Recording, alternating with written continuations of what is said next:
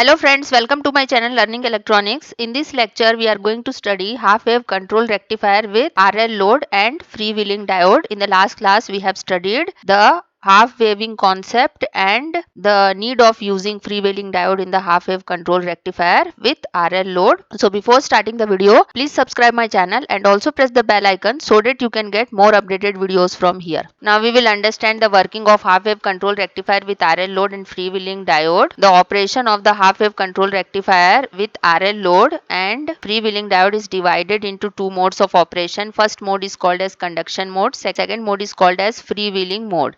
In this conduction mode, the SCR will be in the on condition and the freewheeling diode will be in the off condition. And in this freewheeling mode, SCR goes into the off condition and freewheeling diode will go into the on condition. Since here in this freewheeling mode, the freewheeling diode is conducting, therefore this mode is called as freewheeling mode. First we will understand the conducting mode. For this we will take this circuit diagram. Here the signal voltage is represented by Vi. The voltage across the SCR is taken as Vt and the current flowing through this SCR is It. This is the freewheeling diode. Through this the current is Id and the current through the load is IL and the voltage across the load is taken as VL. Now we will apply KCL at this node number 1. So by KCL at this node number 1, load current IL will be equal to SCR current IT plus diode current ID. Now we will apply Kirchhoff's voltage law in this loop. Let this loop be loop number 1.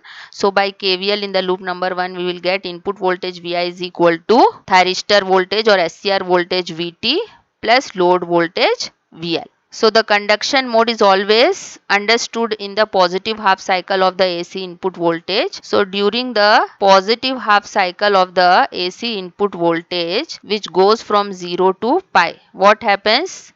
The upper terminal of this supply becomes positive, the lower terminal of this supply becomes negative. This is P side of the SCR, this N side of the SCR.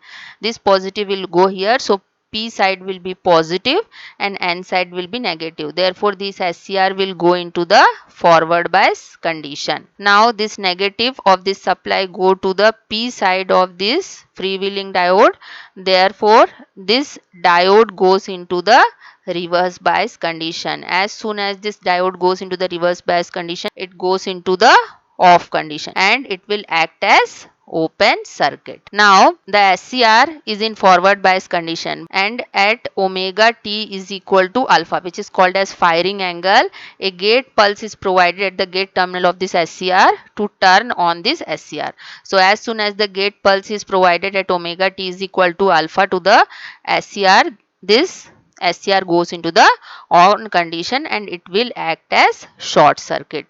So now the circuit will look like this. So since this freewheeling diode is acting as a open circuit, whole of the current will flow to the load here. So the thyristor current or the SCR current will be equal to the load current in this condition, as SCR is acting as a short circuit in this condition. So what will be the load voltage? Load voltage will be equal to input signal voltage, as there is no drop in between these two voltages in the circuit. That means the output voltage is following the input voltage in this condition. But as the inductor is connected in this circuit and we know that inductor is the energy storing device, it has capability to store the energy. So as the load is inductive here, the load current IL cannot follow the load voltage.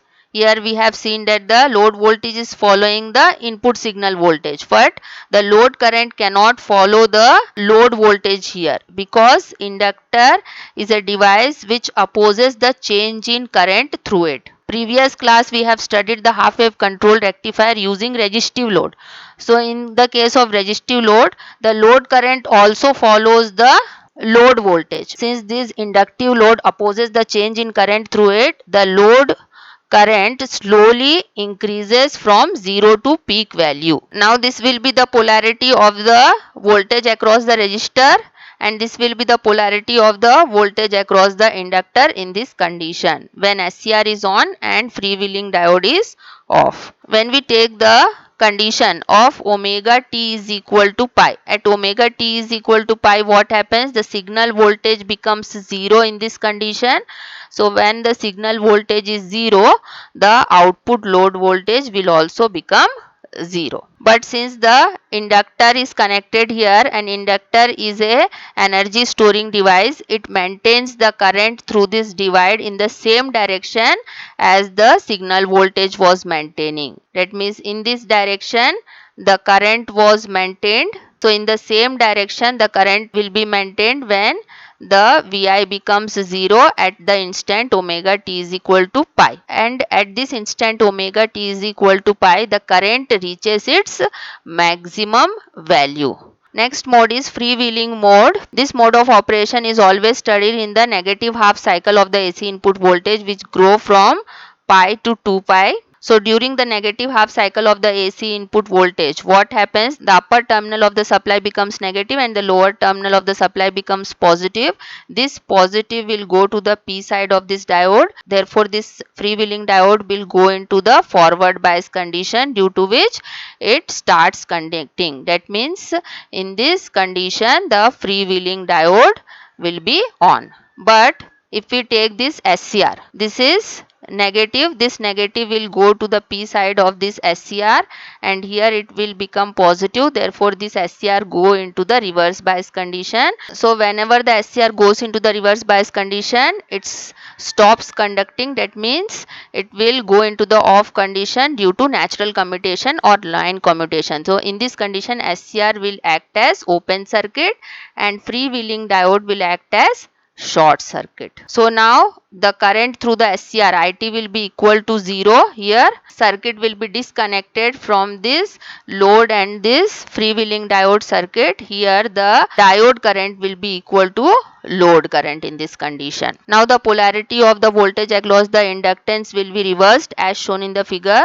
So the current in the circuit will flow in the same direction as before it was flowing, that is in the clockwise direction only. So since this short circuit is coming across this load, the load voltage becomes 0, and what is the condition of the voltage across the resistor? It will be equal to minus of VL, because we know that the load voltage is equal to VR plus VL. Okay, so when we put VL is equal to 0, we will get VR is equal to minus of VR here. So in this condition, as the whole of the inductor current is shifting to the freewheeling diode from the SCR, the load voltage is becoming 0, and as the load voltage is becoming 0, we can conclude that the load voltage never becomes negative, and hence the average value of the load voltage is improved in the circuit when the freewheeling diode is connected in the half wave control rectifier with RL load. So the load current which is flowing through the load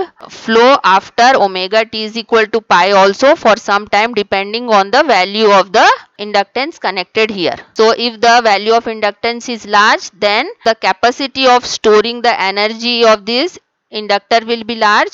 If the capacity of storing the energy of this inductor will be large, then the load current will flow for more time, and if the inductance is low, then the capacity of the inductor to store energy will be less, and in this condition the load current will flow less in the circuit. Two conditions we can derive. If the inductance of the inductor is low, the current is continuous to flow after omega t is equal to pi, but becomes 0 before the next firing angle. That means here in this condition, when the inductance is low, we will get a discontinuous waveform of the load current or the inductance current.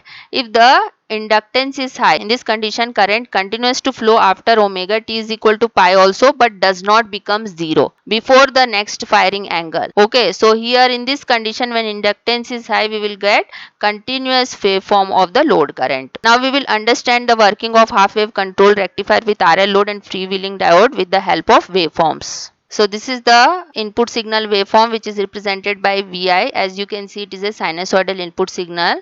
So during positive half cycle of the input signal, what happens?